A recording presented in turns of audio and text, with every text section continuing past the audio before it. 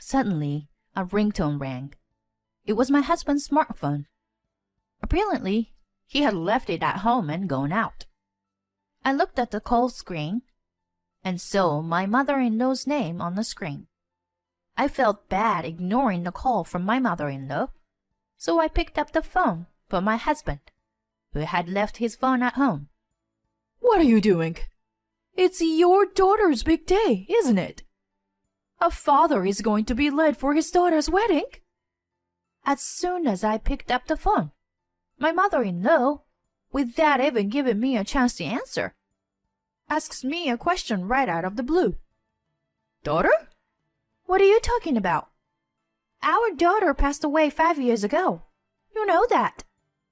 Then, from the phone, I heard a young woman's voice ask, "Has Dad still not arrived yet?" Our daughter passed away 5 years ago. But my mother-in-law did indeed say daughter. And I hear a young woman's voice. What is this all about? My mind went blank. Linda, why are you answering the phone? My mother-in-law exclaimed to me on the phone, sounding impatient. My mind went blank, and my daughter's smile and memories of the past came back to me in bits and pieces. My husband Jason and I have been married for 20 years. Jason and I had a daughter shortly after we were married. She was a sweet girl with a lovely smile, but she passed away 5 years due to an illness. Soon after she was born, we found out that she was sick. The doctor told me, "We didn't expect her to live long. There is a possibility that she may die soon. Please be prepared for that." After a long pregnancy, my first child was finally born. When we were told that the child was sick and would not live long, both James and I were depressed and in despair. However, contrary to the doctor's expectations, our daughter lived to be 15 years old. When she was born, we thought we might never see her grow up. But she lived on despite her illness and weakness, and even attended kindergarten, elementary school, and junior high school. There were times when caring for my daughter was difficult, but I was saved by my daughter, who cared for her family more than anyone else, trying to enjoy every moment of her life, and working hard with a smile even through painful treatment. I am truly grateful that my daughter was born, and the time I spent with her is an invaluable part of my life. I am still grateful for the life she lived, and I am still grateful for the time she spent with me. And yet, she was only 15 years old. She would have been 20 now, 5 years after she passed away. The other day, I saw that there was a reunion of her middle school class in our area. There I saw my daughter's classmates gathered there, talking happily and taking pictures together. I wonder what she would have talked about with her classmates if she were still alive. I wonder if she would have taken pictures with her friends. I wonder how my daughter, now an adult, would have lived the rest of her life. The more I saw her classmates shining brightly, the more I could only think of my daughter, who is in the past, wondering what if she were still alive. And I felt indescribably sad and cried a little on the way home. One Sunday, 5 years after her death, Jason was out early in the morning for a day. He went fishing with a friend. A few hours after Jason left, his phone rang.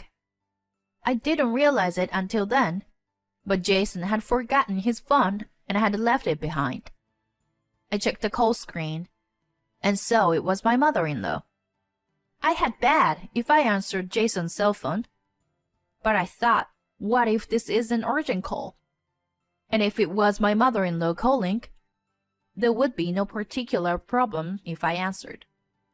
As soon as I pressed the call screen, without even a chance for me to answer, my mother-in-law said, in her very first words, "What are you doing? Today is your beloved daughter's big day.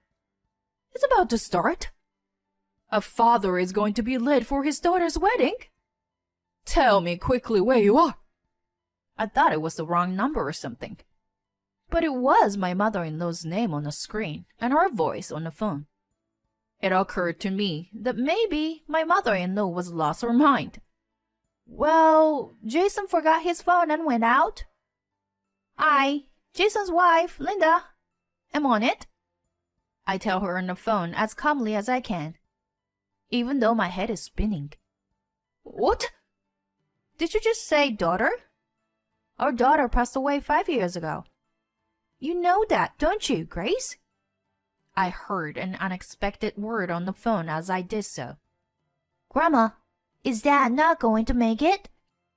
It was definitely a young woman's voice. My daughter passed away 5 years ago. But my mother-in-law said daughter, and the young woman called my mother-in-law Grandma. What the hell was this all about? My mind went blank. Linda, why are you answering the phone? My mother-in-law exclaimed to me on the phone in a panicked tone. At first, I questioned my mother-in-law to get things straightened out. Grace, what is this all about? Who is that daughter on the phone? What is her relationship with Jason? And is this a wedding today? Please explain it all. What should I do? You asked me to explain everything out of the blue. What should I do? It continues like that. My mother-in-law backed up my barrage of questions the whole time and wouldn't answer properly. I later heard that Jason was in the cab heading to the ceremony at this time. The cab got stuck in traffic, and they were late for the ceremony. My mother-in-law was just babbling and wouldn't answer any of my questions. I figured this was getting nowhere, so I got into my parents-in-law's house with a duplicate key and waited for my mother-in-law and James to return home from the ceremony. When James came home, he was very surprised to see me at his parents' house. But when I explained casually what had happened over the phone, he let his shoulder drop and sighed. I questioned Jason and his mother again about the truth of what had happened today. At first, neither of them would tell me, but when I told them that I would not leave until they answered, they seemed to relent and began to answer in a grumbling manner. The story goes back 20 years. Jason was cheating on me before we were married. He also had a daughter with the other woman, and by some coincidence, the daughter of the affair was the same age as our daughter, who had passed away. The affair partner's daughter grew up to be a thriving young woman, and today was her wedding day. Jason began to tell us that he had gotten busy at work since her daughter was born. Many days he didn't come home because he had to stay overnight at the office. And some days he was away from home for days because he had to go on a business trip. To be honest, it was hard caring for our sickly daughter on my own. In addition to raising a child for the first time, caring for a child who was rarely around here was harder than I could have imagined. But at the time, I didn't want to meddle in Jason's business affairs. I was grateful that Jason was working and supporting our family, and I believed it was because he loved my daughter as much as I did. That's what made it possible for me to get through each day, even though it was hard. And yet, Jason lied and said he was at work, forcing me to take care of our daughter, while he relaxed gracefully in his other home. And to my surprise, my mother-in-law tolerated James's lifestyle, and at times even provided support for the other family. My mother-in-law thought that our daughter, who was born with a disease, was a failure, and she did not like me for giving birth to such a grandchild. Perhaps because of this, my mother-in-law came to visit my daughter only a few times, and it was always my father-in-law who came to see her a lot. And my daughter looked forward to seeing her grandfather. Now, my father-in-law is overseas for business reasons. Jason and his mother reveal one shocking truth after another. They seemed somehow to be relaxed that the truth was revealed and continued. Jason, you should break up with this woman. She ruined your daughter's wedding ceremony day. She's just jealous of her happiness. Maybe Mom is right. I've been looking forward to this day for a long time. And you just made it worse. So, we're breaking up, right? I mean, break up with me already. I'll pay you what you want in alimony. That'll be enough. After all this time, I couldn't believe them looking down on me. That he was having an affair, that he had an illegitimate child, and that he neglected his deceased daughter. On top of that, they would order me to get a divorce. I felt more sorry for my dead daughter than for myself if things continued as they were. I told them both that I would be happy to divorce Jason and ran out of my parents-in-law's house. I returned home and began preparing to divorce by calling a lawyer. Shortly thereafter, I filed the divorce papers and left the house where Jason and I were living. Because I had a lawyer, I was able to get a larger alimony payment from Jason and the person he was cheating on me with than a market rate. The day Jason and my mother-in-law were having a shocking conversation at my parents-in-law's house, I actually recorded the conversation. As soon as I left the house I lived with Jason, I sent that recording to my father-in-law and Jason's company. When my father-in-law heard that recording, he flew back from overseas to see me. My father-in-law had always cared about me as well as our daughter while he was in the States, and that didn't change after he went overseas. In this situation, I was happy that my father-in-law, because he was very dedicated to his work. But in this case, he even interrupted his work overseas to come back to the States. As soon as my father-in-law met me, he apologized. I should have paid more attention to my family. I have caused you so much pain and trouble. I am sorry. I cannot forgive those guys. I will insulate myself from Jason, who hurt you. And of course, I will divorce my wife. That's what he told me. The company Jason worked for is owned by my father-in-law. In other words, my father-in-law's insulating Jason meant that Jason would be fired from the company he now works for. Jason was fired from the company after being insulated by his father, and Grace divorced from my father-in-law and had no place to live. They were so resentful that they thought it was all my fault, and they were going to barge into my house. They didn't have a duplicate key, so they started yelling and screaming at the room, which showed no sign of coming out even when they rang the bell. And they were almost breaking the doorknob. But I had already moved to a different house. Therefore, another stranger was living in the house, where the two stormed out, and the police were called to the commotion against the two who suddenly stormed out. I heard that they finally ran out of places to go and tried to get a hold of the married daughter of the adulterer. So they stormed into the newlywed daughter's house. It seemed like she was home, so they tried to get in, but there was no response from the daughter. Hey, it's me. It's your dad. Can you hear me? If you can hear me, open the door. Grandma's here too. I came to see how you're doing. Please let us in. The daughter realized that they need help, so she tried to ignore them. However, she could not bear to see them staying in front of the house and reluctantly invited them in, saying that it would disturb the neighbors. At first, they said they were just checking up, but as the conversation progressed, they began to talk about how unhappy they were, and eventually they even got down on their knees, shamelessly begging for help. But after all, she is the daughter of an unfaithful partner. She turned to her father, Jason, and said, "But to you, my mother was the affair, and I am the daughter of the cheater. But you still supported us, so I called you Dad to thank you a little bit.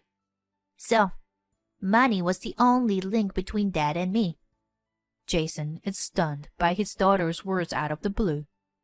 And I called you Grandma because you supported us too. And when you ran out of money, it's our turn to help you because we're her family? You don't know how we have felt all this time. You've been helping us on your own. I didn't ask you. And then she simply cut Jason and his mother off. Is that what you thought all along? Unbelievable. What's going to happen to our relationship now? The daughter just said grace like a throwaway comment. We have no use for people without money. You have a real family somewhere else, but you have been using us as a family for your affair partner. In the same way, we have been taking advantage of you.